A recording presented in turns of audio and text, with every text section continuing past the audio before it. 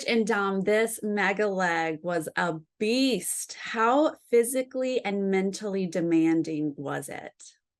It was extremely physically and mentally demanding. I mean, it Mhm. was we push ourselves so hard, and every team did. And Mhm. I'm so proud of us. I'm so proud of every single team. And this was a really tough season to race in. And Mhm. hey, here we A are very competitive racing. cast, and I know I'm in the fitness space, so that was something that I really focused on, making sure I was strong before the show.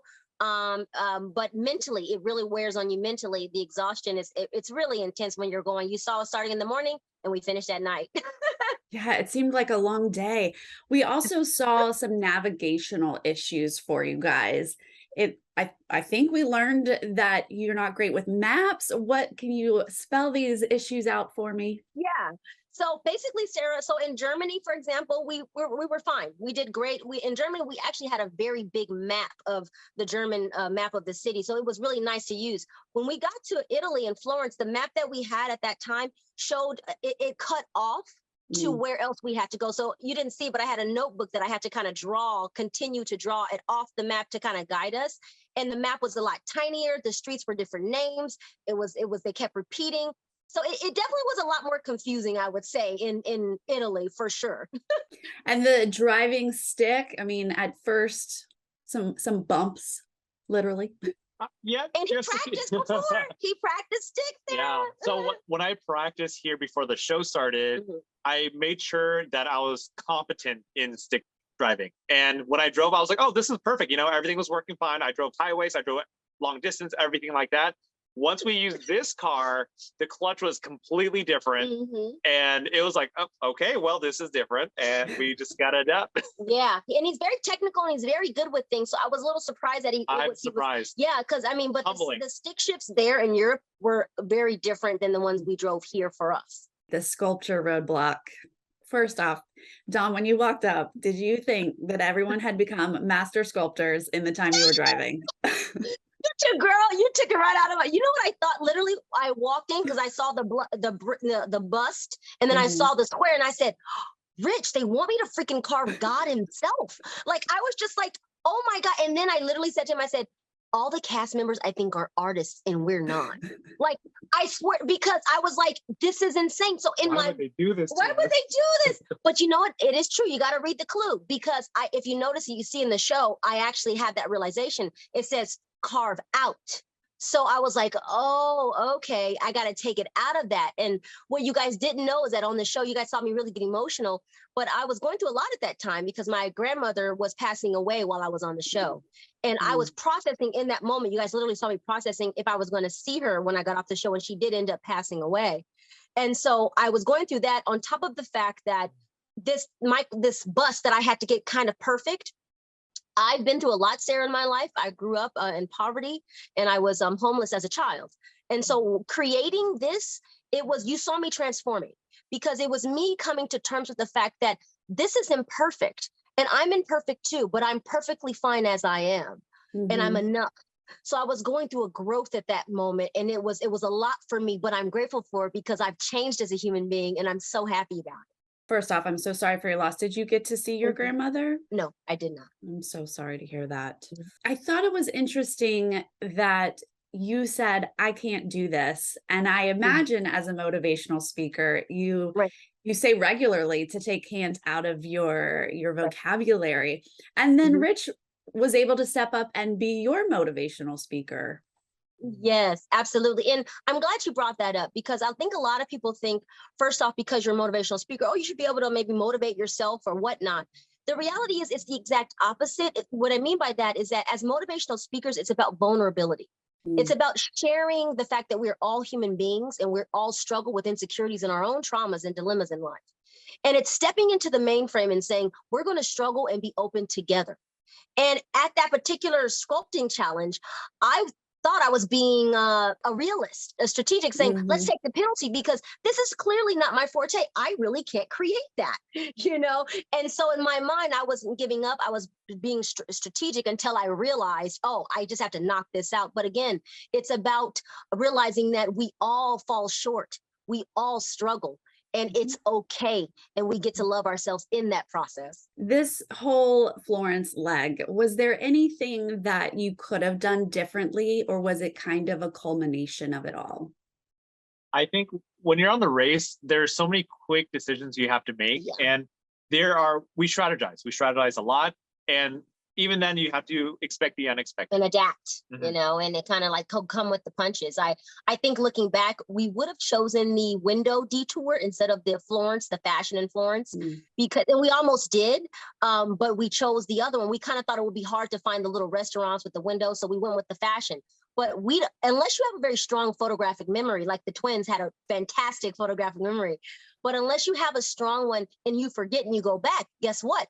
There's so many permutations of how many ways that can go, and you can still be there trying to check and get it right. So we probably would have done the other one. And if you notice at the end, Sharik and Linton, Team Jamaica, who we love so much, they were there and we didn't see them. Oh, that was my next question. If you had realized the time there with you guys. We didn't, because, you know, like I was saying, we started in the day and it was night. And like I said, the mental exhaustion is real, Sarah. It is deep. And so we're focusing on our race. We're like here trying to get these Florence fashion, the detour correct. And it was dark and it was kind of quiet. And so we weren't looking over there. Had we looked, we would have seen them. But we really genuinely did not see them. And if we would have, you know, at that time, that kind of does something to your spirit and gets you going. But we didn't see them. And so when we actually went back out, that's when we kind of just got too far behind. Yeah. Right. As a fan of this show, I've covered it for many years. It was very difficult to hear a racer say they just rather not be there and would rather be home. And then they make it to the mat before a team that's grateful to be running this race. Was that difficult for you to watch? So, you know, we didn't know. We watched with the world. We actually did not know that there was a moment that maybe they were considering. When Phil said, "Do you want to go?" I was like, "Oh my goodness," they were thinking about that. I love Sharik and Linton so much. And if I would have been there with her or near her, I wouldn't, because we were both having a hard leg. All of us did in our own way. I would have said, "Girl, you can do this. Don't give up. Keep fighting. We just got to push through this hardship." And you know, I'm glad that she continued, because this is how I see it, Sarah. We both do. She was meant to continue on her journey in the race. And that for us, it was meant to come to an end. We didn't win the $1 million, but we still feel we won, because for us, love wins. And that's what we're grateful, Sarah, to the show for allowing us a platform to talk about love and light at a time when our world is very divided. That we believe in love, that I love this king, that, you know, we love each other, and we want to spread that message so that we can become more harmonious. And that's what we care so much about.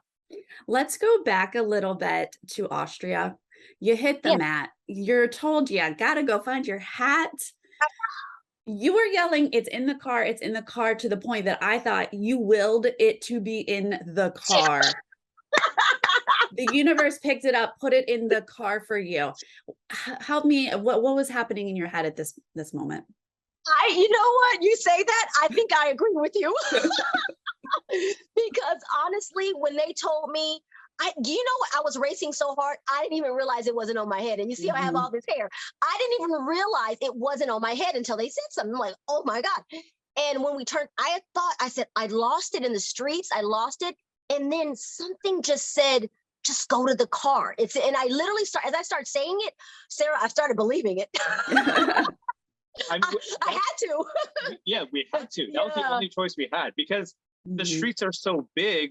Yes. How are you ever going to find your hat? Yeah, I had to believe it was in the car. And it being there, honestly, I was like, this is a miracle. Wow.